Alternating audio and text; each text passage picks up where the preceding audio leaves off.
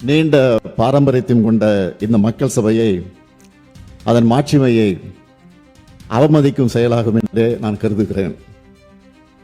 10/4/2023 அன்று இதே பேரவையில் நான் ஆற்றிய உரையின் ஒரு பகுதியை நான் இங்கே நினைவு கூற விரும்புகிறேன்.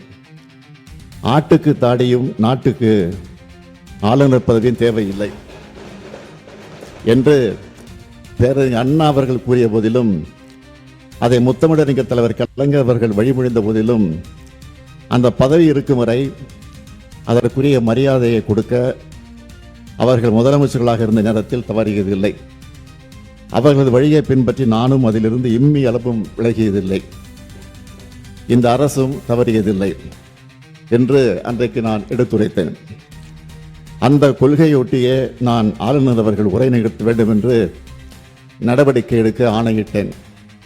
எனினும் மாண்புமிகு ஆளுநர் அவர்கள் ஏற்கனவே நடந்து கொண்டது போலவே மீண்டும் இன்று செயல்பட்டிருப்பது மிகவும் வருத்தத்திற்குரியது. தமிழ்நாடு சட்டமன்றம் 8.5 கோடி தமிழ் மக்களுடைய உணர்வுகளை பிரதிபலிக்கின்ற மாமன்றம். ஆளுநர் என்பவர் மாநில நலனில் அக்கறை கொண்டவராக, மக்கள் மேம்பாட்டில் ஆர்வம் கொண்டவராக, உண்மையை பேசுபவராக இருக்க வேண்டும். மக்களுடைய பேராதரவோடு பெரும்பான்மையோடு வெற்றி பெற்று ஆட்சி அமைந்துள்ள அரசு எடுக்கின்ற முடிவுகளுக்கு ஒத்துழைப்பு கூடியவராக இருக்க வேண்டும். அதைத்தான் அரசமைப்பு சட்டமும் அந்த பதவி வகுப்பிடம் இருந்து எதிர்பார்க்கிறது. ஆனால் நம்முடைய ஆளுநர் அவர்கள் அதற்கு மாறாக செயல்படுகிறார். மாநில நிர்வாகத்தை முடக்கவும், பொது மேடைகளில் அரசியல் பேசியும் அவதூறு பரப்பி வருகிறார். அது அவர் சொந்த விருப்பம் என்று கருதலாம். எனினும் அத்தகைய ஒரு முயற்சியை இங்கும் செய்ய அவர் முனைவது ஏற்புடையது அல்ல.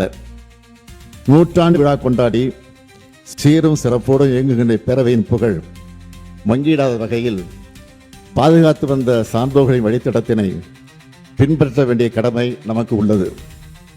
வரலாற்று பெருமை கொண்ட பேரவையின் மாண்பினை பாதுகாக்க வேண்டிய முதல் பொறுப்பு எனக்கு உள்ள காரணத்தால் கீழ்காணும் தீர்மானத்தை மாண்புமிகு பேரவைத் தலைவர்களின் இசைவோடு சட்டமன்ற பேரவை விதி 17 தளர்த்தி முன்மொழிந்திட அனுமதி கோருகிறேன். அனுமதி அளிக்கப்படுகிறது. நன்றி. தீர்மானம்: ஏற்கனவே உள்ள நடைமுறைகளை பின்பற்றி தமிழ்நாடு அரசால் தயாரித்து அனுப்பி வைக்கப்பட்ட ஆளுநர் உரையை பேரவையில் படிக்காமல் மாண்புமிகு ஆளுநர் அவர்கள் சென்று வருவதை இப்பேரவை ஏற்கவில்லை. மாண்புமிகு ஆளுநர் அவர்களுக்கு அனுப்பி வைக்கப்பட்ட சட்டமன்ற உறுப்பினர்கள் மேசையில் உள்ள கணினியில் பதிவேற்றம் செய்யப்பட்ட ஆளுநர் உரையின் ஆங்கில மொழியாக்கம் இங்கே மாண்புமிகு ஆளுநர் அவர்களால் படிக்கப்பட்டதாக இப்பேரவை கருதுகிறது. அவ்வாறே அவை குறிப்பில் நடவடிக்கை குறிப்புகள் இடம்பெறலாம்.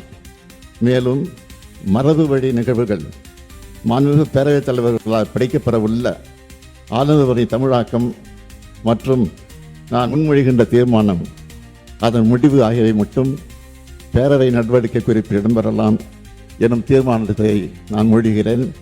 இந்த தீர்மானத்தை அனைத்து உறுப்பினர்களும் ஒருமனதாக நிறைவேற்றி தர வேண்டி அமைகிறேன். மாண்புமிகு முதலமைச்சர் அவர்களின் தீர்மானம் பேரவையின் முடிவுக்கு விடப்படுகிறது. ஏற்போர் ஆம் என்க, மறுப்போர் இல்லை என்க. மறுப்போரே இல்லை என்று கருதுகிறேன். மறுப்போரே இல்லை. தீர்மானம் ஒருமனதாக நிறைவேறியது.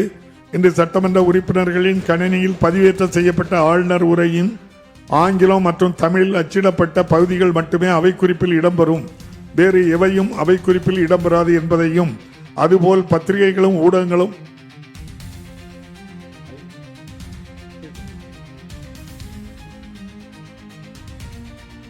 மாண்புமிகு பேரவைத் தலைவர்களே, இந்த சட்டமன்றத்தை மாண்பை காத்து இந்த தீர்மானத்தை நிறைவேற்றி தந்த மாண்புமிகு உறுப்பினர் அனைவருக்கும் என்னுடைய நன்றியை தெரிவித்துக் கொள்கிறேன். ஆண்டுதோறும் அரசின் சார்பில் உரை தயாரித்து அனுப்புவதும் அதனை முறையாக வாசிக்காமல் ஆளுநர் முரண்டு பிடிப்பதும் தொடர்ந்து வருவது நல்லதல்ல. ஆளுநர்கள் மாநில அரசுகளுக்கு இடைஞ்சலாக இருந்து இப்படி செயல்படுவது இங்கு மட்டுமல்ல, பல்வேறு மாநிலங்களிலும் நடந்து வருகிறது.